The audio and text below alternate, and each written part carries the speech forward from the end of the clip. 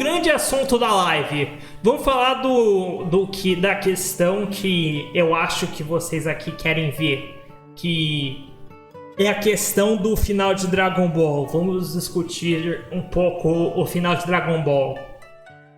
E vocês podem ver aqui esse vídeo. O Jumentossauro, ele lançou um vídeo há 2 semanas atrás sobre uma avaliação dele sobre Dragon Ball. Muito das opiniões dele. E eu não vou fazer um react aqui, porque isso seria muito demorado. E ele fez esse vídeo, Ale fez esse vídeo sobre Dragon Ball e a maioria dele é muito desinteressante. A maioria dele é bem sem graça, porque é basicamente ele recontando a história de Dragon Ball, e ele coloca algumas observações, ele coloca algumas questões que ele achou durante o vídeo. Então, tipo, a maioria do vídeo é extremamente descritivo sobre cenas e sobre momentos de Dragon Ball, que é o tipo de coisa que eu não acho particularmente interessante.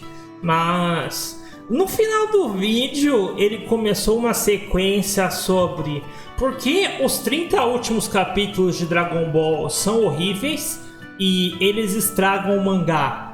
E essa sequência é muito interessante pra mim. Essa sequência é o que eu vou falar agora.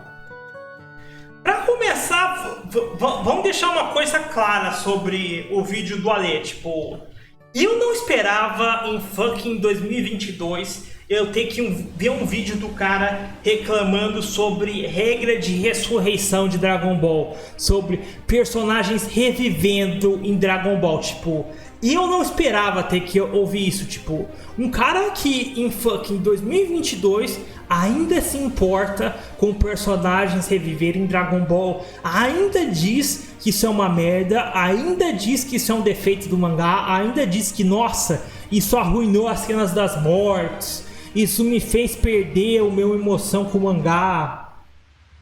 Então, e eu não esperava que ainda existiam pessoas que realmente tinham problema com Dragon Ball por causa disso. Tipo, foda-se, pensa num assunto mais foda-se, a questão de, ok, as esferas do dragão e as mecânicas do Seren de Dragon Ball funcionam de um jeito super conveniente, de um jeito super sem graça. Tipo, eu não esperava que ainda existia uma pessoa que achasse isso uma baita observação. Tipo, olha como a regra de ressurreição de Dragon Ball é quebrada. Olha como o Goku consegue voltar de forma fácil. Tipo, o Ale, ele literalmente é o cara que gosta das mortes de Dragon Ball e vem falar que os personagens voltarem quebra a carga dramática dessas cenas. Tipo, isso é uma opinião muito engraçada, porque, tipo,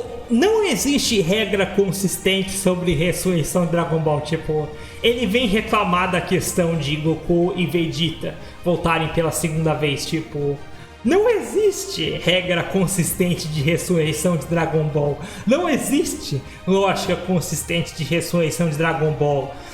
As mortes e os fins dos personagens são cortados por eles voltarem desde os primeiros arcos da história. Tipo, isso tem sido a história de Dragon Ball há 400 capítulos. Aí ele fala, não, mas tem a regra que não pode reviver o cara por 2 vezes. Foda-se a regra que não pode reviver o cara por 2 vezes.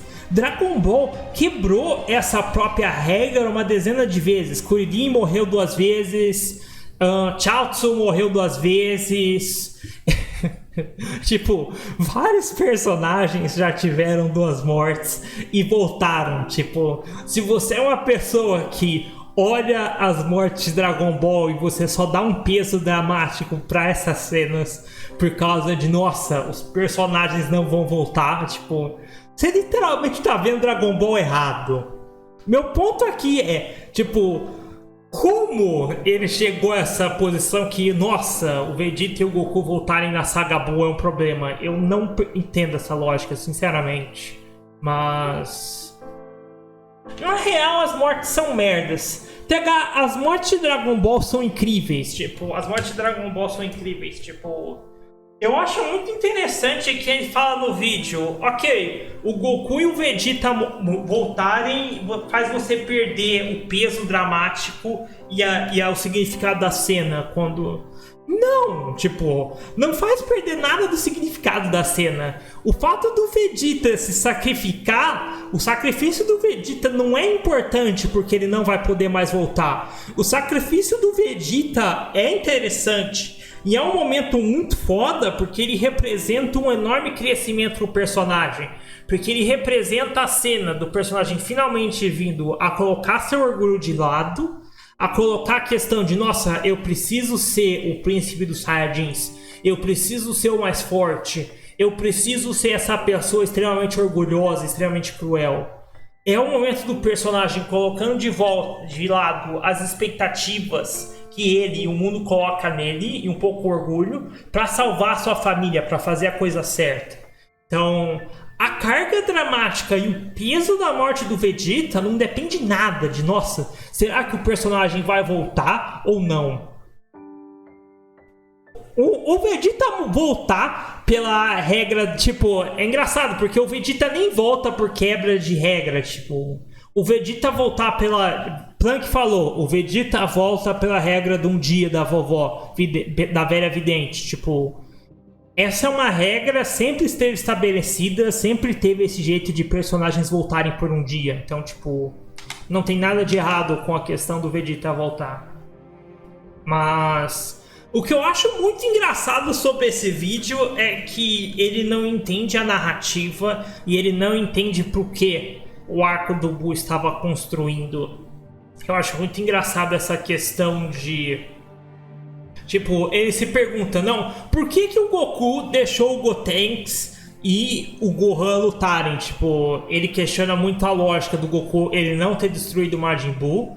E ele questiona muito a questão de, ok, por que o Goku e o Vegeta voltam? Tipo, primeiro ele questiona, não, por que o Goku e o Vegeta voltam? E depois ele questiona, não, por que se a ideia era o Trunks e o Gotenks serem a nova geração e assumirem a luta, por que eles não foram as pessoas que terminaram com o Buu? Mas eu acho que essas duas questões de o Gohan e o Gotenks serem a nova geração e o Goku deixar essas coisas pra eles e o Goku e o Vegeta voltarem no fim, elas estão muito relacionadas e elas constroem a história desse arco. Porque quando você pega a narrativa da saga Buu, ela de certa forma ela continua vários dos temas da saga Cell, como a questão do Goku procurar um sucessor. Tipo, na saga Cell, o Goku já deixa absurdamente claro que ele quer um sucessor, ele sabe que ele não vai estar ali para resolver sempre os problemas e ele não quer que a Terra dependa dele. Então, o arco final de Dragon Ball é muito sobre, ok, o Goku ele tem que achar uma pessoa que proteja ele, que proteja a Terra, ele tem que achar uma pessoa que esteja disposta a fazer essas coisas. E eu acho muito interessante como esse arco ele traz uma questão de... ele traz uma visão um pouco diferente, ele traz uma visão interessante, porque... ok, o Goku ele está em busca de um sucessor e você tem a nova geração aparecendo. Você tem a nova geração com o Goten e o Trunks aparecendo, mas a questão é que nenhum deles é a pessoa certa pro trabalho. Tipo, esse arco é muito sobre como o Goku ele vem a entender como nenhum dos filhos dele é capaz de fazer aquilo que ele tá pedindo. Tipo, é interessante porque esse arco ele explora muito os problemas da nova geração. Tipo, você tem primeiro o Gohan, que o grande problema dele é que ele realmente não quer lutar, ele realmente não se interessa muito por isso. E apesar dele ter o poder e ter a capacidade para ser o sucessor do Goku, ele ter tudo se ele quisesse, ele realmente não quer. Dragon Ball é uma história muito sobre buscar aquilo que te deixa feliz, buscar aquilo que te deixa realizado. Tanto que a mensagem do primeiro arco foi sobre os personagens virem a encontrar a felicidade. A história logo no primeiro arco é literalmente sobre como Goku, a Bulma e o Yantia, eles vêm encontrar felicidade, não é o desejo que importa. E a questão toda do Gohan, e porque ele não é um bom sucessor pro Goku, é que ele simplesmente não gosta de lutar, ele simplesmente não tem o interesse nisso. Então, o mangá explora, ok, o Gohan não é o sucessor certo pro Goku, e as falhas dele são demonstradas nesse arco. Ele ou não leva a luta a sério bastante para treinar e para continuar se esforçando, ou quando ele tem o poder e tem a capacidade para derrotar o inimigo, ele fica muito confiante e ele é incapaz de resolver a questão. Então, Gohan é um sucessor, é quem o Goku queria que fosse o sucessor dele, mas ele falhou nisso. E Gotenks, esse arco também é um pouco sobre como o Gotenks não é um bom sucessor pro Goku, não é a pessoa certa para se tornar o protetor da Terra. Porque ele não leva lutas a sério, ele é incapaz de terminar os seus adversários e ele é incapaz de enxergar a real questão. Então, o Gotenks, ele simplesmente ele não tem a mentalidade certa, ele não tem a seriedade, ele não tem a capacidade para proteger a Terra. Então, eles também não é um bom sucessor pro Goku. Então, se você enxergar a história de Dragon Ball nesse arco como o Goku tentando passar a tocha, tentando trazer o negócio para a nova geração, o arco do Buu é sobre a nova geração falhando em assumir esse papel, em se tornarem os protetores da Terra. Então, essa é a questão. A Lê diz que não faz sentido Goku e Vegeta voltarem, mas por que faz sentido Goku e Vegeta voltarem? Porque a questão toda é que no fim não havia uma nova geração, não havia uma pessoa capaz de ocupar esse papel que o Goku ocupa para proteger a Terra, e por isso o personagem volta, por isso o personagem é chamado de volta e ele tem esse momento dele tendo que proteger a Terra. E essa é um pouco a narrativa da saga Buu, mas vamos falar sobre o final, que o Ale odeia. Vamos falar sobre o capítulo final que o Ale odeia. Tipo, eu adoro esse capítulo. Eu considero que ele é um final muito interessante pro mangá, porque eu adoro muito a inversão que o Toriyama faz nesse final, porque ele tem durante 2 arcos o Goku buscar um sucessor, o Goku buscar uma pessoa que vai proteger a Terra, e ele tenta fazer com que os 2 filhos dele se tornem essa figura. Você tem essa busca pelo sucessor do Goku, e isso fracassa. E no fim, quem o Goku acha, quem o Goku realmente vem a conhecer, que vai proteger a Terra, que vai ocupar esse papel, é o Ubi. Eu gosto muito dessa ideia que, ok, o Goku é uma pessoa que ele entende o valor e ele entende o coração até do maior inimigo dele, até da pessoa que ele destruiu, até da última pessoa que ele lutou, e ele é capaz de aceitar o descendente do último inimigo dele, e ele percebe, ok, aqui você tem uma pessoa de coração puro, aqui você tem uma pessoa que quer proteger a Terra e seus habitantes. E aqui você tem uma pessoa disposta a colocar o esforço, a fazer o sacrifício e a lutar para proteger a Terra. Esse é o meu sucessor, essa é a pessoa certa para seguir o meu lugar. Então, a jornada do Goku é sobre ele encontrar uma nova geração, encontrar a pessoa que vai cumprir esse papel no Ubi. E eu acho dramaticamente muito legal essa inversão do Buu como o maior inimigo e ameaça para a pessoa que o Goku vai aceitar para proteger a Terra. Eu gosto muito desse conceito. Porque eu não acho que, tipo, o Ubi, ele precisava ser um baita personagem, tipo... Eu acho que o Ubi, ele é muito mais essa ideia de, ok, eu estou construindo uma nova geração, eu estou passando meus valores e eu estou passando a missão de proteger a Terra para frente.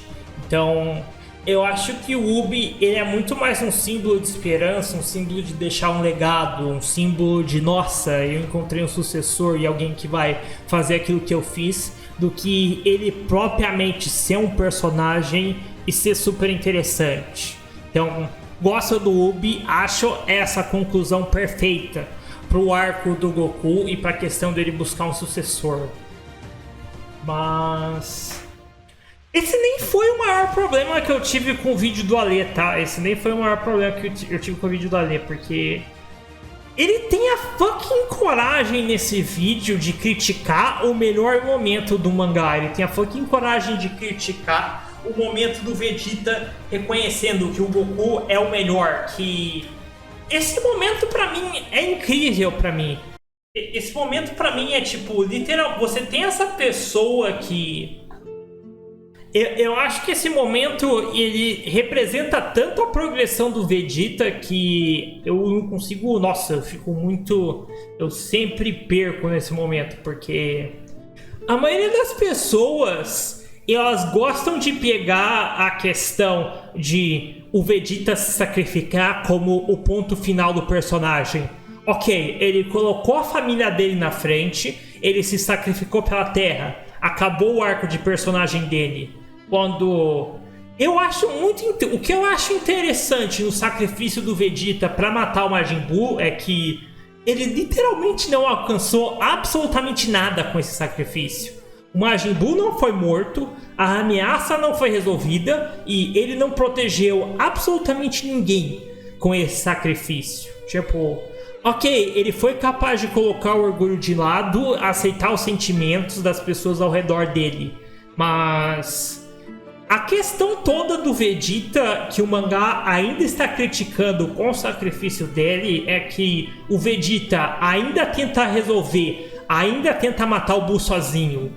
A questão toda dele na luta dele com o Buu é que ele incapacita o Goku e ele decide lutar sozinho. Então, apesar dele deixar o orgulho de lado e apesar dele reconhecer os sentimentos, ele não busca ajuda de ninguém e ele fracassa por causa disso. Então, apesar do Ale achar que essa parte arruinou o personagem do Vegeta, é muito legal ver a progressão dele em relação a duas coisas. Primeiro, ele reconhecendo que precisa de ajuda, ele reconhecendo que, nossa, não tem nada de errado se eu não sou capaz de fazer algo, outra pessoa vir e me ajudar. Não tem nada de errado de eu pedir ajuda pro Kakaroto, não tem nada de errado de eu lutar com o Goku. Tipo, a temática dessa luta é, ok, eles finalmente vão lutar juntos e o Vegeta finalmente reconhece que tem coisas que eu não sou capaz de fazer, tem coisas que eu simplesmente não posso alcançar e nesses momentos eu posso pedir ajuda. É isso que eu quero dizer um pouco com a questão do Vegeta colocar o orgulho dele de lado. Eu ainda acho ainda melhor a questão do Vegeta ele finalmente crescer para ele ser uma pessoa que ele reconhece. Ok, Goku, você é o melhor. Eu não sou capaz de fazer as coisas que você está fazendo. Eu não sou capaz de lutar desse jeito. E ele finalmente ele se tornou uma pessoa que, ok, eu não preciso se tornar o melhor. Eu não preciso ser esse príncipe dos Saiyajins. Eu não preciso estar sempre acima dos outros e eu posso reconhecer essa outra pessoa, eu posso reconhecer a capacidade dela. Tipo, eu gosto muito dessa jornada do Vegeta, dele não ser mais definido pelas expectativas dele ser o príncipe dos Saiyajins, dele de ser delimitado e dele estar preso ao orgulho da raça dele, a questão de, nossa, eu tenho que me vingar do Freeza, eu tenho que ser essa pessoa. Essa é uma narrativa que termina com ele reconhecendo o Goku, reconhecendo esse outro personagem que é mais forte que ele. Tipo, gosto muito dessa cena, acho que o Vegeta reconhecendo o Goku é ótimo.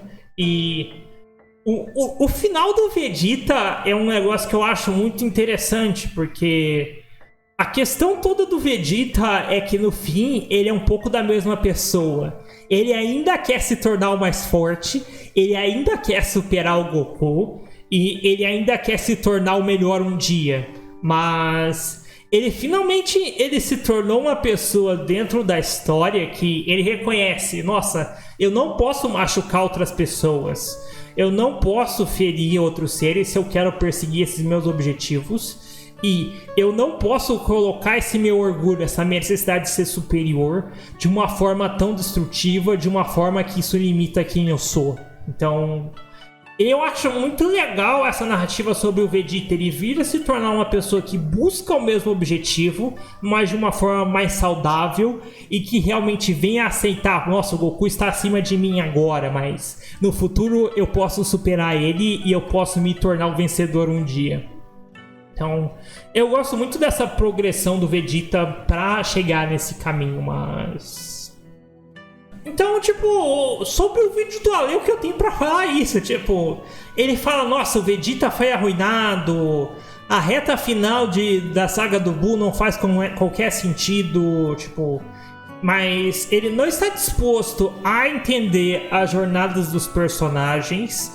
E ele não está disposto a realmente recontextualizar o que esses momentos significam e o que a história progride por causa da volta do Goku e do Vegeta. Então,